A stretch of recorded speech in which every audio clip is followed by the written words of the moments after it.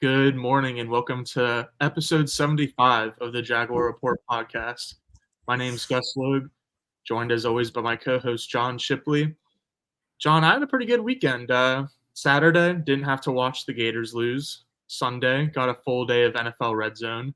And then last night, my company actually gave me the day off of work so I could go to a Sean Kingston concert. So that was a pretty good time. I had a nice long. How about you? Gators had their biggest win of the season on Sunday too, man. Yeah, FSU dude. not That's making the playoffs. I thought they were gonna hang a banner at the Swamp the way your boys were reacting. Yeah, no, it was definitely the highlight of the year. it was a weekend. So I have zero room to talk, but I saw somebody retweet like the video of Sean Kingston walking out on the field yesterday when Walker got hurt, and they were like, "Give this man a helmet. We need a left tackle." Yeah, I saw one caption that was like, the cameraman definitely just thought this was a left tackle on IR. Yeah, no, it was a night.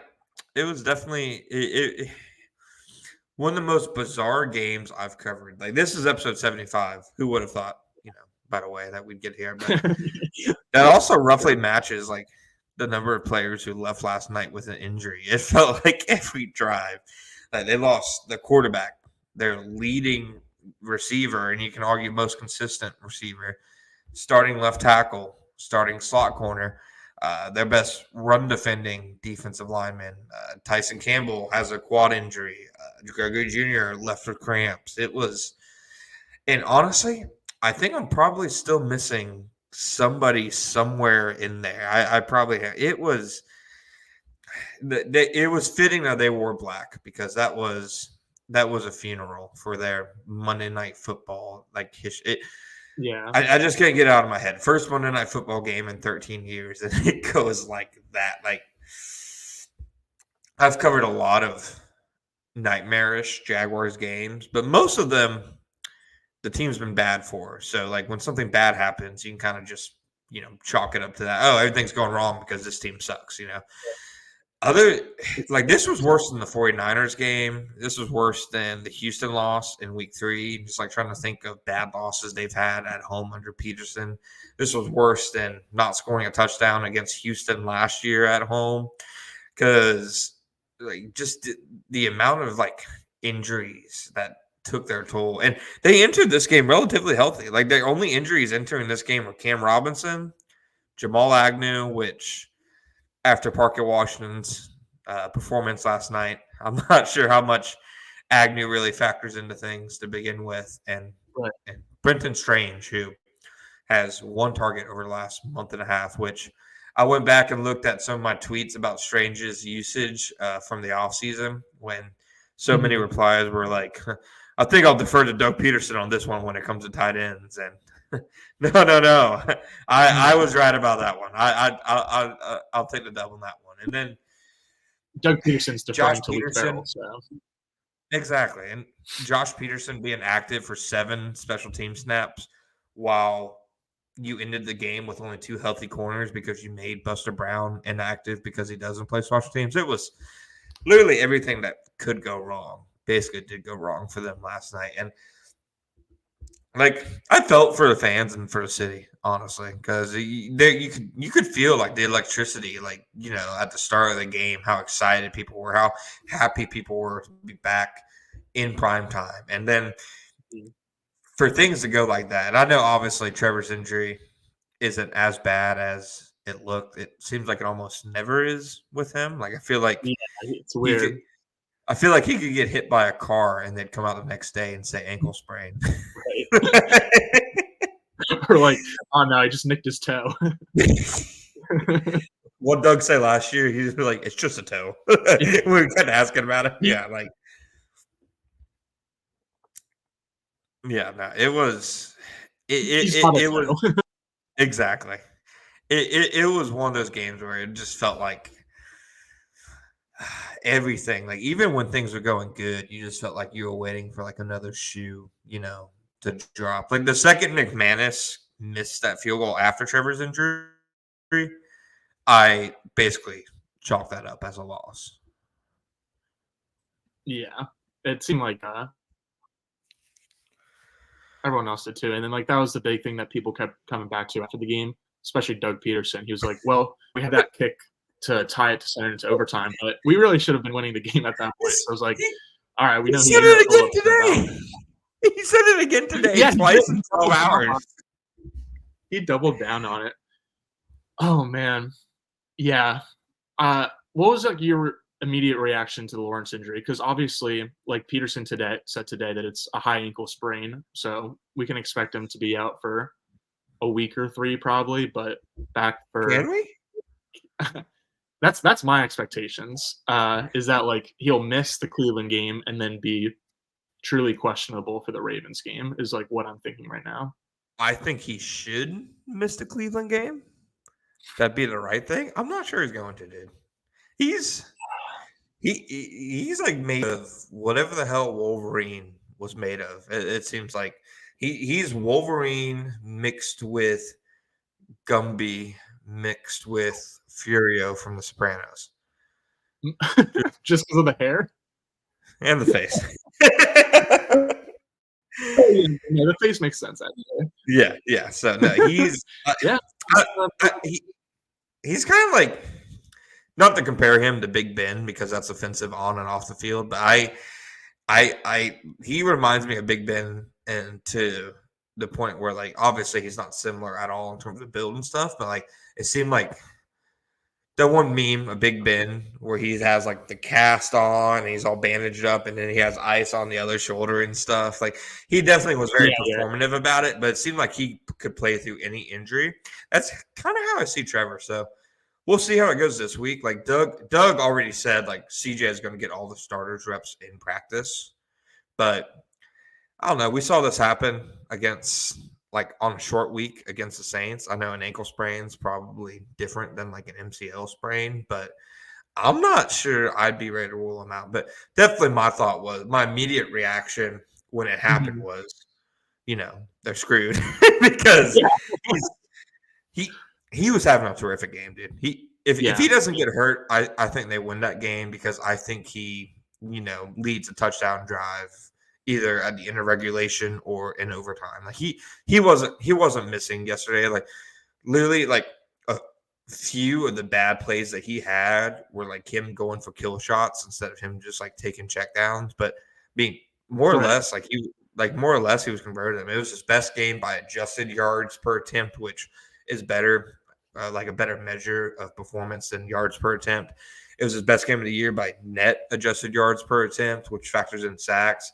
It was his best game by touchdown percentage. It was, like I think he finished fifth and fourth in the EPA per play and drop back success rate this week. And over the last 3 weeks, he's still number one in EPA per play over Brock Purdy and Dak Prescott, guys who are getting the Wow. MVP hype right now. And he's Yeah. only second in success rate behind Brock Purdy. And it's not as easy for him to have successful, plays as it is for Brock Purdy because when you watch Brock Purdy against the Eagles and it was, like 5-yard passes going for 40 yards. So Yeah, it's it's like, like nice job on that tunnel screen to Deebo Samuel, who did the rest of the work, or really all the work. exactly. And Trevor's been pushing it downfield more. So like you see Brock have a slightly higher success rate, but I would take Trevor's because of how he's doing it. Trevor's been, I don't care how much hyperbole this might be. I think he's been the best quarterback in the league over the last 3 weeks. And Mm, that was why I think the injury was as bad as it was. It'd be one thing if he got that injury early in the year when the offense stunk, but for it to happen, like when things are finally like clicking and finally going for him, like I know Parker Washington had a good game, had some nice moments, but to me, Trevor Lawrence elevated Parker Washington. He's getting production out of Parker Washington, production out of Dearness Johnson, production out of Luke Farrell, production out of Zay Jones before a giant hook takes me off the stage.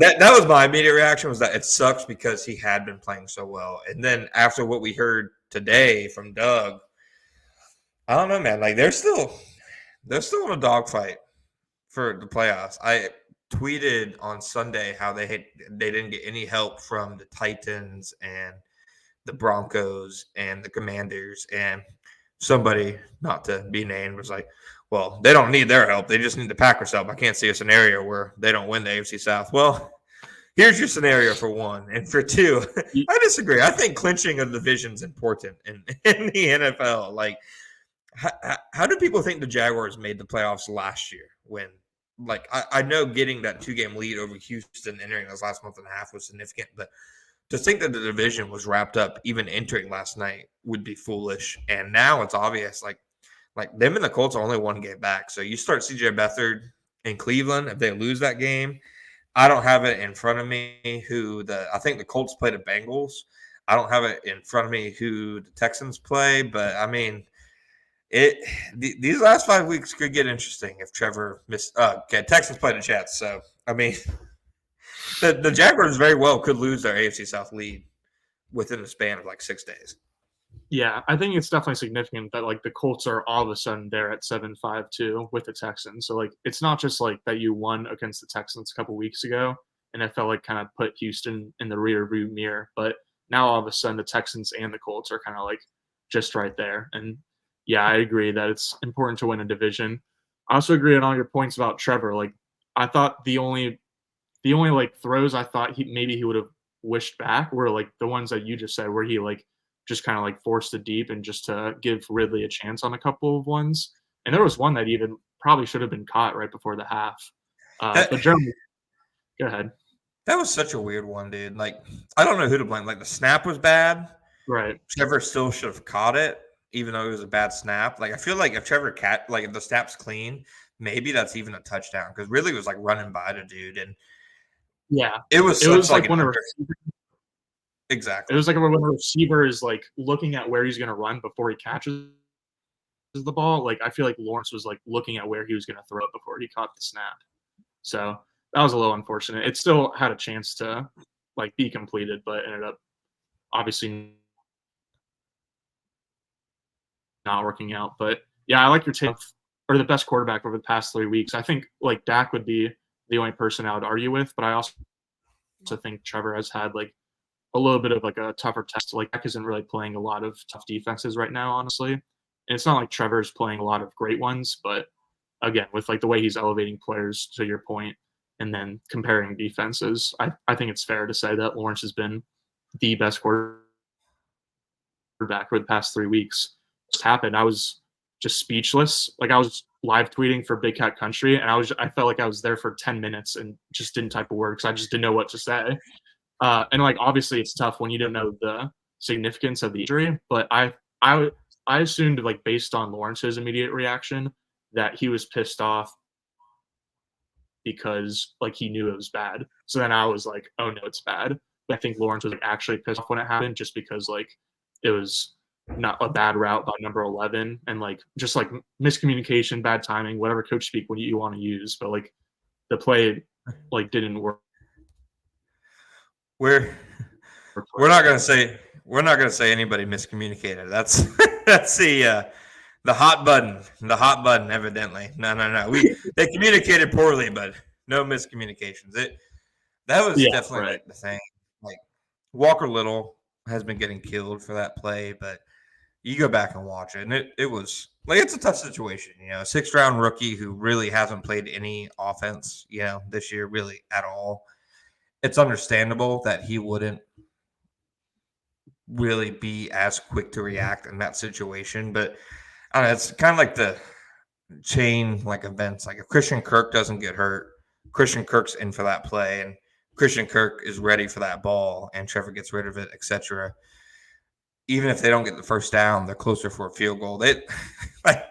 It's crazy, man. 2 injuries are the reason that they lost that game to me, aside from the fact that Jake Browning put Mike Caldwell in a blender completely. I don't understand how you can have – we'll get to the defense later, I guess. I was about to get into my little Jake Browning spiel because Right. The most unnormal fan base didn't deserve that last night. Did you see the tweet of like the Bengals fan with like the Bengals beard? Yeah, that was actually kind of cool, I thought. I mean, a little out there, but like just like literally walking like around the stadium, like going into the game, I was like, man, there are some interesting Cincinnati fans around. I stopped myself from tweeting it and calling him the most normal Bengals fan. That wasn't good. I came real close. No, so I guess that's the second biggest injury to talk about. Christian Kirk. It's probably a season ender. A core muscle injury. I Mhm. think I saw a rap sheet say like normal recovery is like 8 weeks, and that's like would be like the Super Bowl more or less, like or maybe the AFC title game. It's hard to like sum up just how important he is like for their offense. Like he's like their guy when they need someone to get open right then and there. He's their guy. He's the one who's especially against man coverage and on third down that Trevor loves going to. So I think Kirk is a massive loss, and the only reason it's not getting talked about as much is obviously because of Trevor. Mhm. But say Trevor doesn't get hurt, you're hearing a lot today about Christian Kirk and how big of a loss that is. Because Parker Washington flashed last night for sure. That touchdown that he had, that was all him. That was probably Trevor's worst throw of the night, honestly. Yeah.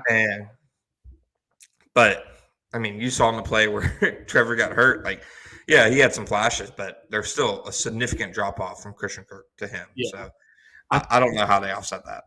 I think the biggest or the best example of that is the play when Lawrence got injured because it was like, I mean, it looked to be a choice route where like Lawrence was expecting Washington to kind of like sit down and just be open, and then Washington like kind of kept going. Um,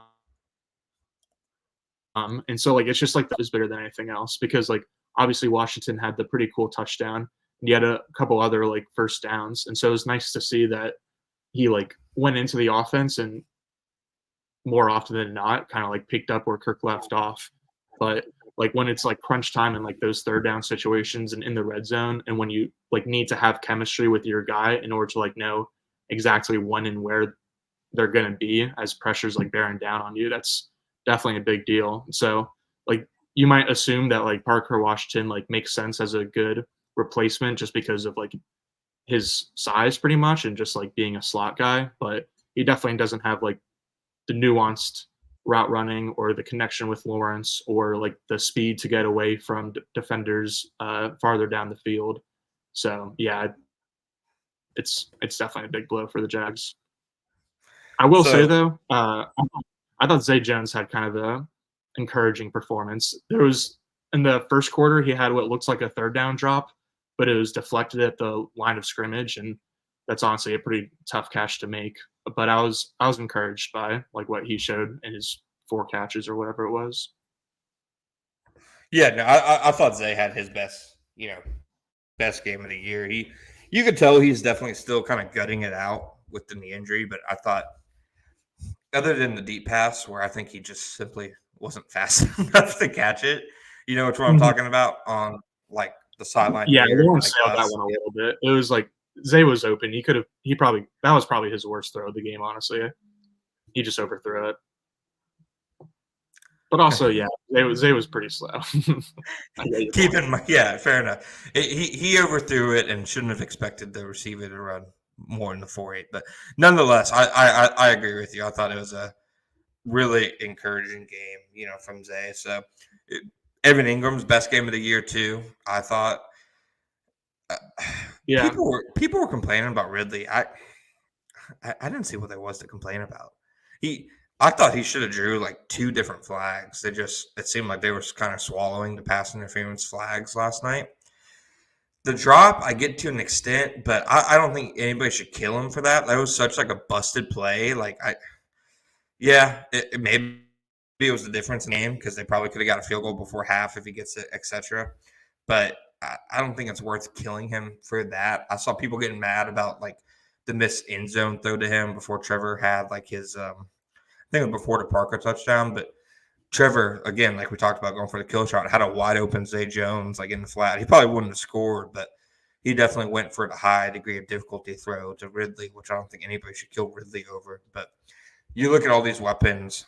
What are your expectations and your confidence if they have to have CJ Beathard play? I think he was 9 of 10 last night for like 62 yards. Really, he threw it downfield twice. One of them was his only incompletion, and then one of them was like a heaved prayer to Calvin Ridley, which Ridley made a great play on, and the refs ultimately, wiped it out for holding on Anton. What are your thoughts on the offense if Beathard has to run the show for an extended period of time? I would be a lot more concerned about like how he holds up behind the offensive line than worried about Yeah. like how well he's able to get the ball to his guys. Because I think like obviously the Jags will like change a couple of things and like cater the offense a little bit more towards whoever starts.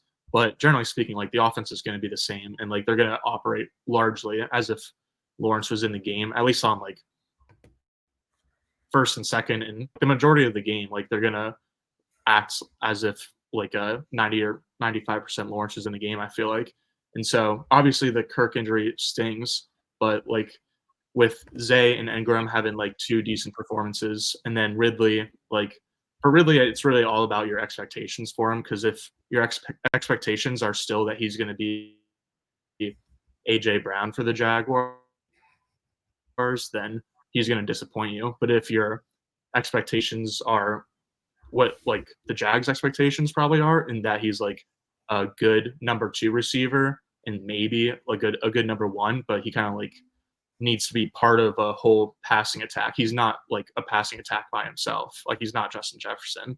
Yeah. So like if you just have a little bit milder expectations, and like he's having a good year, like we said last week, and he's performing well in general. So I think like again, like the skill positions don't really bother me too much, even with the Kirk injury, but with like Walker Little being injured and then Ezra Cleveland letting up 6 pressures according to PFF, and Fortner struggling to continue in the run game. Yeah, man. So it's weird that like their their 26 overall pick rookie is like somehow holding together the offensive line. It feels like You could definitely see on a few of those plays where Beathard tried to break out the pocket yesterday how that's going to come up, because he uh, he for like the positives of him, it's clear in my opinion that he sees the field fairly well. They know what to scheme up for him. He clearly has like a good arm. Like he had one like bullet to Zay where it like not look like Trevor, but he zipped it in there. But the negatives, like when he moved out of the pocket yesterday, it was like watching Mike Glennon. Dude, like he's like that's what's made Trevor for 3 years now. He's so athletic that he can just one, you can do so much with him as a passer because of his athleticism, and then two, he can cover up so many issues that they have because of his athleticism. And I agree with you. I think that's what they would miss with Beathard in, because he just clearly is not like a fraction of the athlete Trevor is. I will say to you, there's precedent in a quarterback playing after a high ankle sprain. Mahomes. Yeah. Oh, when you were talking about Big Ben earlier, I was thinking that Mahomes would be the player I would compare like Trevor's injuries to, because the Jags literally saw it last year when Mahomes like rolled his ankle and it looked terrible, but he still went in the game later. Probably a more PC comparison, yeah. probably a little better. Yeah, Mahomes had the same injury, high ankle sprain last year. Came back in the second half against the Jaguars. Probably was shot up on all kind of like horse tranquilizers and etc. But obviously went on to play the rest of the playoffs. It's different, when obviously it's in the playoffs and you're fighting for a ring and for basically your lives, than when it's week 14 against Joe Flacco or DTR, whoever the hell the Browns start at quarterback. I understand that's different, but there's at least some precedent, and like it's not. I'm just not ready to say, okay, he's definitely not playing this week. Is where I'm at. I'm not sure you should. I would say the expectation is that he probably doesn't, but I've seen like it seems like the consensus is people are assuming he's out for several weeks. I'm personally not there yet. I think that's totally fair. I think like also like how he came back for the Saints game on a short week. Yeah, like obviously that's a different injury, but yeah, and like how we've talked about how he has like that Josh Allen type dog in him, where he's just like such a competitor, and I mean you saw that right after the injury happened, and I think that could be part of the reason he might play on Sunday against the Browns. But Oh, man. Beathard against Myles Garrett would be some kind of matchup. I will say, before we go to the defense, like, CJ Beathard should 100% be the starter if Lawrence can't go. Like, if there's anyone Yeah. out there that thinks, like, we should give, like, Rookie a shot or even, like, Yeah. sign Nick Foles, that one I shouldn't even entertain. But, like, Rookie is not a real NFL quarterback, respectfully, but CJ Beathard would be a much better option. You put Nathan Rourke on the field if your season's over. Like you're like basically playing the string out and trying to send it. Like somebody tweeted at me last night. I'm assuming they were angry at me from earlier in the season when I was like, it's insane to think that Rourke is a better backup option than Beathard, which it is. And they were like, wow, you think Beathard's helping the team win now? And I'm like, bro, what do you think Rourke would have done last night? Like people like the feisty dude who scrambled around in the pocket. People like Gardner Minshew. People like Zach Wilson. People like Jake Browning. People like these, scrappy backups. No, if Work sees the field, I think that's them waving the white flag. And I don't care, even if you prove me wrong on that. I'm gonna dig my heels in. I'm right there with you. I feel the same way. So one thing I want to talk about before we get to the defense, there's no hope for this running game, is there? Their best play is a speed option. Yeah, it's rough. They just cannot block in the interior at all. And like I feel like they keep coming up with tricks. Like you saw 2 whole Calvin Ridley end arounds, which is like the one. I guess it did work in the first quarter, so it's makes sense that they like go back to it in the same game. But like I don't know, it's Calvin that's not like a Calvin Ridley end around is like not a great play. So sure, it's nice to see that like they're kind of like trying out different things, but they also kind of have to because like they just have no resemblance of like an under center run game. And honestly, my hot take for the week is that I know you said at the top of the show that like Jamal Agnew isn't really missed that much, but I think he's missed in the run game a decent amount, just being like the motion man for the Jags offense. Because when you think about like how the Jags offense or how the running game has changed from this year to last, in terms of like personnel, there's not really a ton of changes. Like Jawan Taylor was a pretty good run blocker, but I don't know, like not a lot has changed. But I think like one thing that has changed is that Jamal Agnew, like last year, it felt like every other run play he was in motion, or just every other play he was like going in motion. And then this year, obviously Jamal's been out for a week or two, but even before that, like I mean, I guess they were using him in motion a lot at the beginning of the season, and then whenever plays that went to him would get like sniffed out. But like even if you're not like running plays to him, having that misdirection helps out so much. And like Cincinnati does have pretty good linebackers, so it might have not like necessarily won them last night's game or anything. But I think like having a motion man, like we've seen like Sean McVay and Matt LaFleur, and then obviously Kyle Shanahan have been doing really good stuff on offense in the past couple of weeks, and motion is kind of like their thing. And so I know that like motion is honestly like a big thing for the Andy Reid offense, kind of in a different way. Like it's less going across the formation, but Reid still uses motion a ton to like help out his quarterback in the passing game. So I think like a lack of motion in the running game is just not helping. Yeah, no, I agree with you there. It feels like it's everything to me. Like Fortner doesn't get any push in the running game. ETN, I don't think he's a short yardage back. I don't think he has the vision for it. I don't think it has to do with like his physicality or anything like that. I just don't think he's good enough at seeing the hole and just getting that yard. Mm-hmm. The guy that could be like an inside the tackles, but not a short yardage back. Yeah, the guy that drafted to be a short yardage back has played 4 snaps last 2 weeks.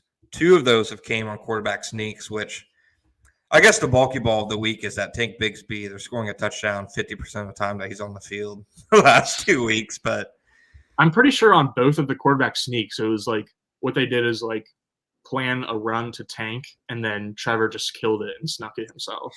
I don't think so, dude. I think they just put Tank on the field and just stand there, dude. I sincerely mean that. I sincerely think they're literally like just being like, all right, Tank, go in. And his entire job is to stand there and watch Trevor. Because I kind of think that's the extent of what they trust him to do right now. It's baffling. Like, and this isn't like a knock on Tank because I do think a lot of turnovers have been unlucky. But like, if you're taking a running back in the third round, he has to be productive right away. Like this idea that the Jaguars are somehow this juggernaut roster where they can start taking like backups in the second and third round who they don't need to produce until 2026 is asinine. It is purely asinine. And taking a running back in the third round who goes on to become your third string running back halfway through the season is a terrible, terrible, terrible pick. And it has nothing to do with the player. It has to do with the process and the value. Like I hate the running backs don't matter argument, but at the same time, you don't need running backs like that, dude. Like you don't need to be spending third round picks on them when you already have a starting one. You just don't. So I feel for Tank because it's not his fault, but that to me at the moment I think is Balky's worst pick as Jaguars GM, and I'm not sure that's going to change. And that's saying, and it's saying a little bit too because Fortner right now doesn't look like a good pick. Muma doesn't look like a good pick because, I mean, it's literally same thing as with Tank. Why are you taking a backup in the third round who has, like, you're not even saying, oh, maybe he can develop in a year and play. No, there's no path to playing. And then, like, Strange, again, no knock on him. But that pick looks terrible at the moment because, again, why are you taking a backup at an unvaluable position? I don't know. I'm working myself up. I think the Jags are definitely like a little bit like too overconfident in their roster. I think it would have been pretty interesting to like have like the multiverse view of like if the Jags had like lost a week 15 game last year, like if they lost in overtime to the Cowboys and then missed out on the playoffs, like how would that have altered like their offseason plans and like their aggressiveness in improving the roster? Because a lot of like their offseason moves was like not really improving the roster, but just having like contingency plans in place. It's like, was Ventrell Miller and Chad Muma like really picked because you liked them or because you're worried about the position if you have to cut Foye Oluokun with his like big contract in 2024? Yeah. Fair enough. And then like for the Tank pick specifically, the cherry on top is that the year before they traded up for a different running back and he's no longer on the team. Yeah, it's on the practice squad. I guess he's no longer on that. Yeah, no. All right, I got that out of my system. That the Tank's my bulky ball of the week, and then formulate a sentence about finding Agnew in the 6th round, Parker Washington. That's a bulky ball. I would have came with a hot one if they had won the game, but nonetheless. All right, looks like we went ahead and buried that, put that to rest. You ready to get off defense after this break? Yeah, let's do it. All right, I'll be right back.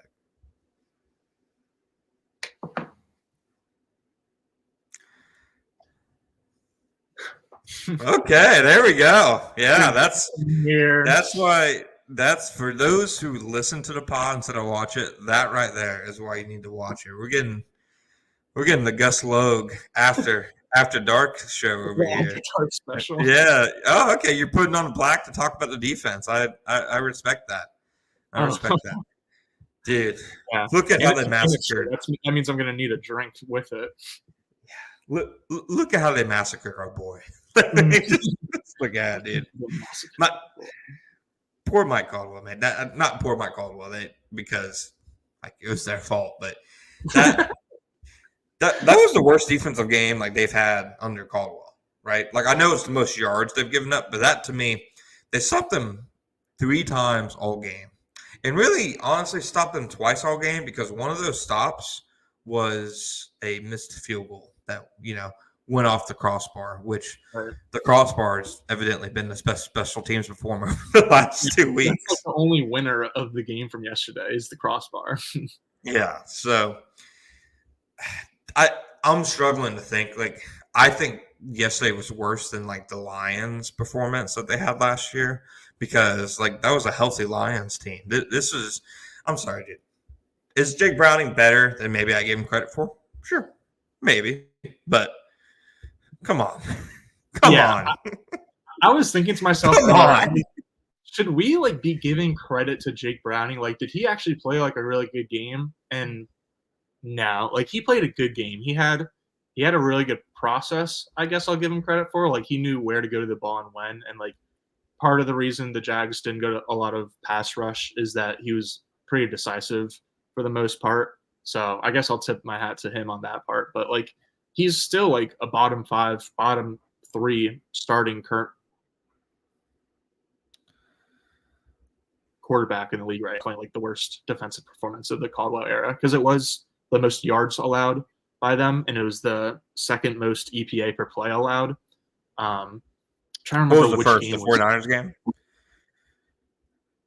It must have been, yeah. It was either that or the Lions game, or the Chiefs. One of those. And like this to me is worse because I know it's Jamar Chase, but Chase Brown kind of got after them. Jake Browning, like sure, Trent Irwin got after them. Yeah, you let up a lot of yards to Jared Goff last year too, but like obviously he's a little bit of a product of his environment. Yeah, like Brock Purdy in San Francisco. So then it's like all the other like high yardage performances against the Jags defense have been with elite quarterbacks, and so for Jake Browning to have over an 80% completion percentage and throw for 300 yards, which is the first time in the modern era that an undrafted quarterback has done that. It was also, I mean, Browning has only played 3 career NFL games, but obviously it was a career best game for him. It was also a season high in yards from scrimmage and touchdowns for Mixon.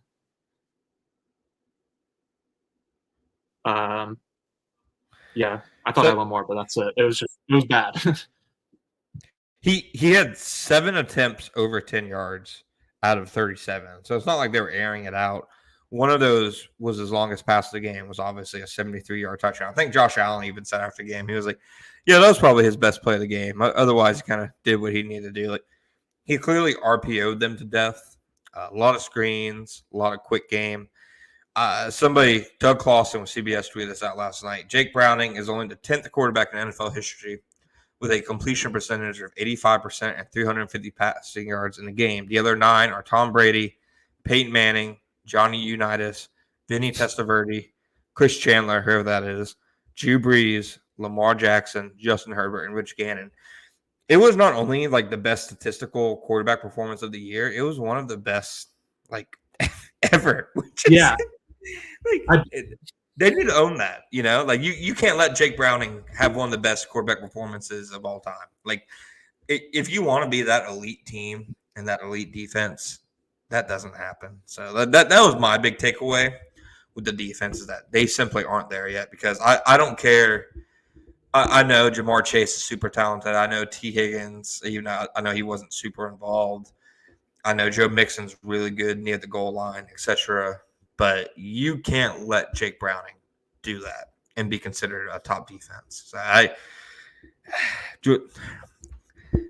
not going to say George Pickens was right, but George Pickens can at least laugh a little harder today, because like when they're not forcing negative plays, you see what happens. Like, literally their only negative plays were Josh Allen's 2 sacks and his interception on a double pass, which, like, in the Taylor household, are you like instilled in a double pass, like growing up? Like, what is with those two in the damn double pass, dude? I don't know. I don't know if they're like texting each other about it. They're like, "Ooh, I just came up with this really good new double pass."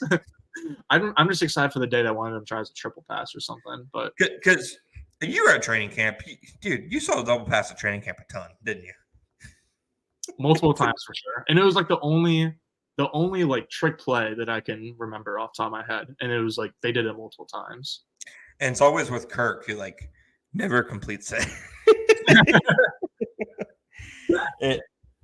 So I guess like the defensive issues, I'd say most of it, I don't even know. Like, I was going to say the back 7. The front 4 got whooped too, though, in the running game. Yeah. Like, that was the big thing. The Jaguars, like, their defense is built on stopping the run on first and second down to force those third and longs. They weren't doing that yesterday. The Bengals were picking them apart on the ground. Chase Brown getting several big runs. Joe Mixon literally almost closed the game out like in the last 30 seconds with like a nearly 20-yard run to almost set them up in field goal position. I don't have the numbers in front of me, but it felt like the Jags played a ton of nickel, like that 2-4-5, formation instead of base.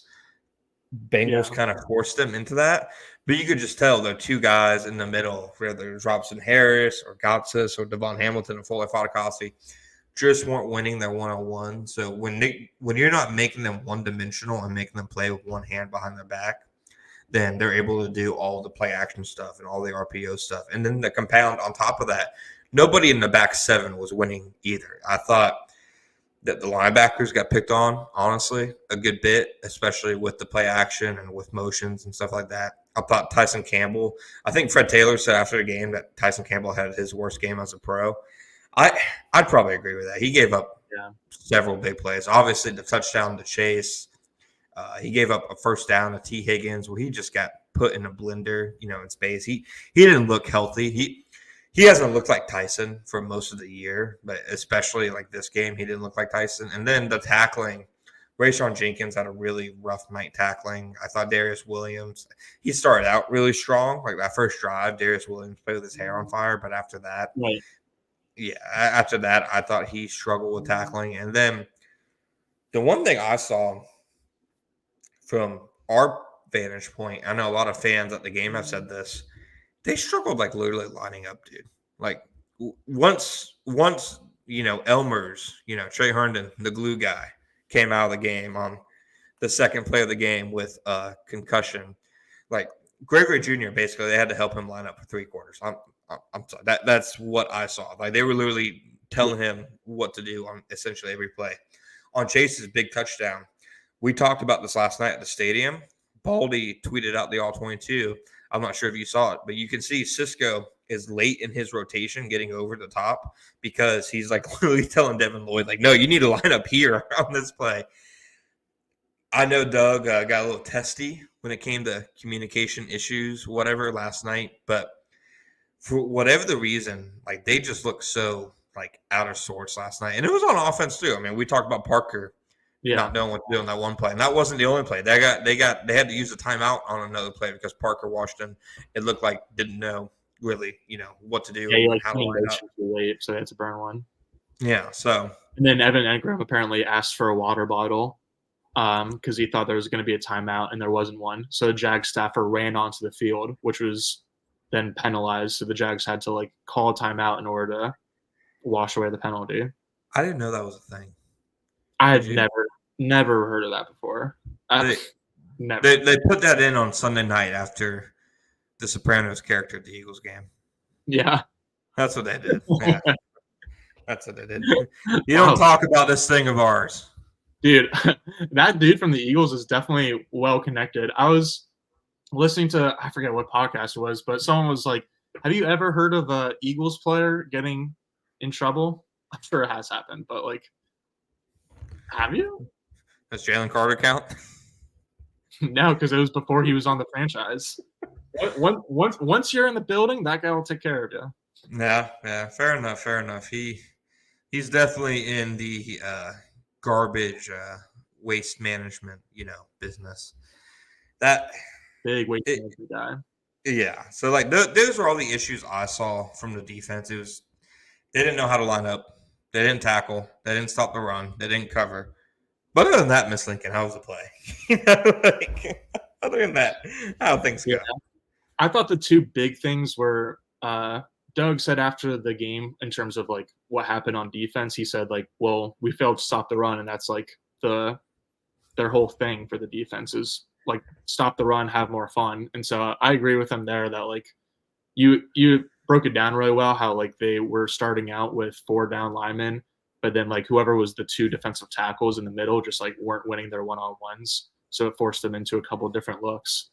And so like then like it just makes such a big difference on 3rd down when it's like 3rd and 7 as opposed to 3rd and 4. Because then like even if you've got the same personnel out there, their jobs get so much easier. And so they just did not do very well on early downs compared to how they usually do. And then Trey Herndon was clearly a big deal because like the guys that came in as backups, like they had Greg Jr. come in, then Greg Jr. was cramping, so Antonio Johnson came in.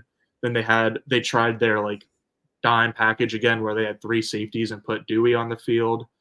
But I think like obviously like the drop off in play from like whoever's replacing Herndon on the field makes an impact. But I also wonder if it made an impact on like the play calling and like what plays Caldwell felt comfortable in calling. Because like maybe like he would have done like more inverted stuff or more like pressure looks with like weird stuff happening on the back end. And like maybe he would have just like had a little bit more at his disposal if he had like a good veteran and Trey Herndon in the game as opposed to a young guy like Greg Jr. or Antonio Johnson. Yeah, I definitely felt a little vindicated. All the people like, I know it wasn't, maybe it's a little unfair because it wasn't exactly ideal scenario, but for all the people nonstop saying that when they picked him, Antonio Johnson would be the slot over Trey Herndon. Like, no, you could tell that they missed Trey Herndon yesterday. Like you could just like I agree with you. The defense looked significantly different when he, left the game, and it was really odd because like the Jaguars, first 2 drives of the game, overall solid, performance. I didn't feel like the Bengals changed anything that they did after that. So I'm not really sure where because like what they were doing was working. I mean, like both the drives like ended up stalling out, but they still picked up at least 1 first down on like each of the 2 first drives, and so it felt like the Jags were just like scrambling to catch up the whole game. Even though, like you said, I agree with you. I don't know if the Bengals even really changed that much throughout the game. Yeah. I'm with you on that one. It was. Can they recover from this, you think, or did this kind of put out the book on like how to stop them?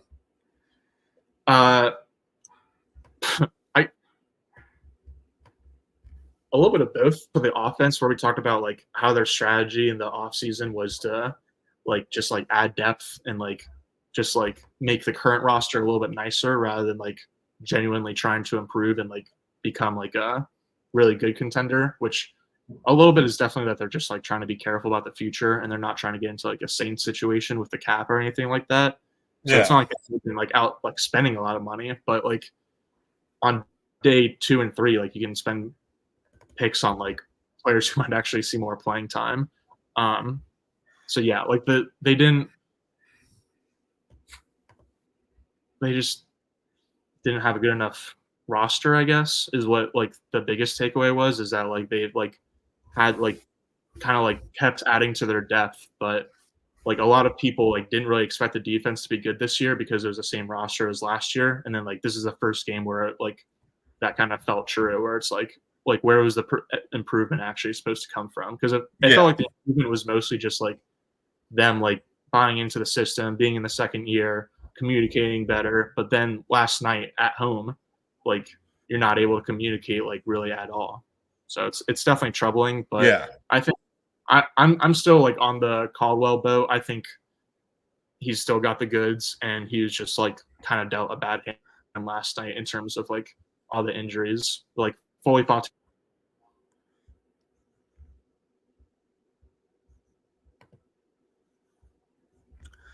Yeah, Cause you, not that he was like playing great before he was the strength of their defense is like those defensive tackles. Yeah, no, I'm with you 100% on that. I thought that like the pieces definitely like you can kind of see where some of their drafting is catching up to them. Like a backup cornerback in the 3rd round, for example, is more valuable than a backup running back. Like we saw like yesterday, why that is. A backup pass rusher, etc., is more valuable.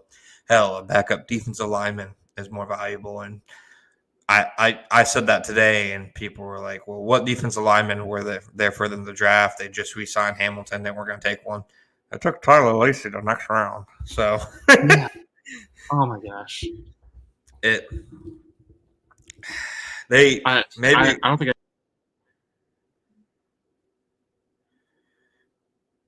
That's all. I don't think I've heard his name in over a month. But Anton Harrison is looking like in a really good draft pick. But as far as I'm concerned, the Jags had one draft pick in their 2023 class. So Anton's been good. I think Antonio Johnson, for where you picked him, like what, he got picked in like the 5th round, right? Antonio? I thought this. You might be right. It was probably the 5th. If he becomes a good special teamer, that's a good 5th round pick, which I think he already is. So he's a good pick for where he was picked. He's not. Right. I don't see him as like a starter or anything like that, and at least not right now. But Parker Washington looks like a nice find for where he was picked, and then I don't know. It out of all the Jaguars draft classes, it has definitely been one of them so far. That's Can't say anything. Can't say anything better than that. Are you ready for some game balls?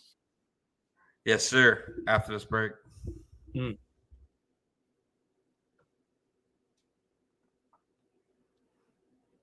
All right, guys. I'm gonna just go ahead and get out in front of you.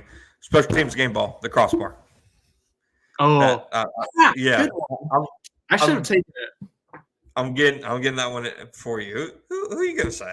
I literally spent more time on the special teams game ball than like any other part of like preparing for this podcast. Why? Because like Parker Washington, like I feel like didn't really do anything, and he was like had good moments and bad moments on offense. And then like Logan Cook had one good punt where you like pinned them at the end, but I feel like he had one or two other like not great punts by his standards at least. And then obviously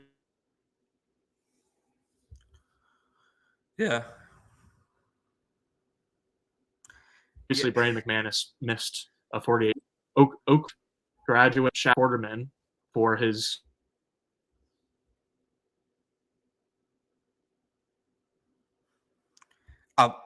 I'll be honest.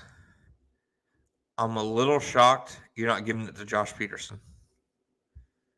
It's kind of been your MO. I thought like season, I gave a game ball, special teams game ball to Elijah Cooks for just running around out there. Yeah, so a little surprised on that one. Defensively, I think there's only one answer, right? It can only be. Actually, I'll take that back. Record scratch. Caleb on Chason. I knew you were gonna say that. That's what when you said there's one name, I was about to blurt out Caleb on. But yeah, he had a tackle for loss on one of Cincinnati's 2 double passes last night. So that was nice to see. I don't really remember anything else, honestly, besides that. They called 2 double passes, and they resulted in -7 yards and then an interception. That's the good stuff. Did you see Chason after he tackled Browning on that one? He got up and he started barking at the Bengals sideline. He goes, it killed me, dude. That's just a straight thumbs down. It killed me. Like, that's good. What a guy. What a guy. Did you see DK Metcalf's celebration on his first touchdown? It might have been the Thanksgiving game and not this week, but when he did the sign language. I think it was this last Thursday night game. Yeah, it was the Thanksgiving game because you said Deron Bland can't cover me. No, it was the game that happened like 5 days ago. Okay, well, I remember specifically now that it was from the Cowboys game, so you must have done it both times. But yeah, I like how like DK's out here doing like sign language, and Caleb is just thumbs down. But the defensive player of the game, I think, is obviously Josh Allen for getting 1.5 sacks closer to Jacksonville's single season franchise record. He's what, 1.5 sacks away from breaking it now? Which I think he might be 0.5 away from tying it and 1 away from breaking it. It's 14.5. It's 14.5. I think he's at 13.5 right now. Which is, all things considered, pretty crazy. Yeah, he's at 13.5. That's crazy. 13.5 sacks. That's wild. 41 career sacks. That's a good pick. All right. Offense. I mean, it's got to be Trevor, right? I don't know who else to give it Yeah. to. I thought about Zay Jones, but Zay Jones is deserves a shout out, which I gave him earlier. But yeah, Trevor Lawrence gets the game ball. You could make an argument for Ingram, maybe, but I thought Trevor was dialed in yesterday, and he made several wow throws. So I think definitely Trevor. It was, I don't know. It very much felt like obviously they had more good performances than just these two, but for the second week in a row, Josh Allen and Trevor Lawrence were their best players, which they're the two best players on the team. So that's, you need your blue chip players to play like blue chip players, and those are the two closest things that they have to them. Yeah, it feels like both of those players are just dragging their respective units just through the season, and we'll see how far they can take them. Yeah, I'm with you on that completely. Got any takes for me? Fresh out the oven? No, I think I had 5 on the last one, so I like that. Yeah, I was gonna say that Anton Harrison for the Jamal thing. No, for the last episode, your 5 takes, and you came off with a 2024 take, and then I was like, okay, a 2024 takes something, and then you had another 2024 take right after it. I told you, man, I was in the lab. I was thinking about it for a while because I had the one, and I was like, I mean, I know I can stop here, but why should I? But, I'm trying. Yeah, no, I was gonna say Anton Harrison is Balky's best draft pick because I feel like Trevor doesn't really count, but his day 2 from 2021 was insane. Just going Campbell, Walker Little. Walker Little hasn't been playing as much as he should based on where he was picked, but those are 3 objectively good NFL players, I think. Small time. But outside of that, day 2 from that specific draft, Anton is pretty much his only good pick, I feel like.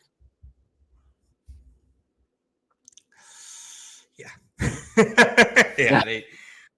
Last year's draft class wasn't good. Yeah, last year's draft class was not good. Yeah, so I'm with you on that one. Well, I was just trying to think of a Myles Garrett take off the dome because if I'm assuming Walker Little is going to play, but if Walker Little is out and Trevor Lawrence is out, Blake Hance struggled last night. Dude, Myles Garrett is going to set a single season record in a single game against the Jags. Trey Hendrickson is, I'd say, a top 10 edge rusher. So obviously he's going to get his against a third string tackle like Blake Hance. Myles Garrett is a Hall of Famer. And yeah, Hance couldn't block Hendrickson. So I don't know. Oh, that's another one, man. Little injury. God, they have so many big injuries that they need to watch over the next couple of days. He was limping around the locker room when I was in there yesterday too. He wasn't moving around he was definitely moving around pretty gingerly. Gotcha. Yeah, apparently the conditions in Cleveland are going to be horrific too. I think I saw something that was going to predicting 20-mile-per-hour winds plus rain, and so. Yeah, I think the total for that game has dropped down to 30.5 points. I might even be in the 20s at this point. But yeah, that'll be one of my buddies, Andrew, really likes a bet that's when you're looking at anytime touchdown scores on a sports book, then you can usually find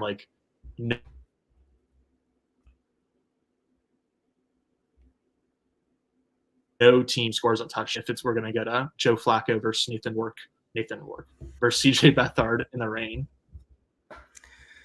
No. Has Beathard thrown a touchdown with the Jaguars? I don't think he has. He hasn't played that much, obviously. But yeah, no, I think he's got a few decent ones in the preseason, but I can't think of a regular season one. They should have had Tim Jones streak down the field on 3rd and 17. Totally. That last play they had in overtime, that little like drag route to Calvin Ridley was one of the funniest plays they've had all year. It was just sad, honestly. That was one thing. That's one thing with the loss of Kirk. You saw Parker Washington in the screen game last night trying to block, and I'm so excited to like look up day 2 wide receivers in the upcoming draft just for Balky to get the same thing as next year's Justin Shorter. It'll be a good time. You don't need to take him in day 2. He found one in the 6th round. Market inefficiency. Get Balky bold. Yeah. All right. See ya. Yeah. Well, we will be back on Friday. Back to our regularly scheduled programming to preview CJ Beathard versus Joe Flacco. Maybe I don't know. We'll find out as the week goes on. We will find out as the week goes on. But thank you guys as always for joining us. I know last night was a tough night. I'll say it. I got masterclass this week. I talked a big game. I talked down on Jake Bombs Away Browning. I talked down on Zach Taylor. I didn't give Big Lou enough credit. I got masterclass this week. And honestly, we should have known that the Jags were in trouble once like Lou Anarumo gave Trevor Lawrence respect, because like players and coaches kept being like, "Oh yeah, just like make Trevor like actually play quarterback, and we'll have success against him." But then I feel like didn't Lou give a pretty good quote early last week about like, no, that's not really true. Like Trevor's legit. He was like he sees the full field. It was a funny quote. He was like, I see a guy who makes full field reads. And then he said, I think the thing is he just runs a lot when he can. it was a good bit. All right. Well, thank you guys for joining us. Again, we've been Masterclassed. We'll be back on Friday.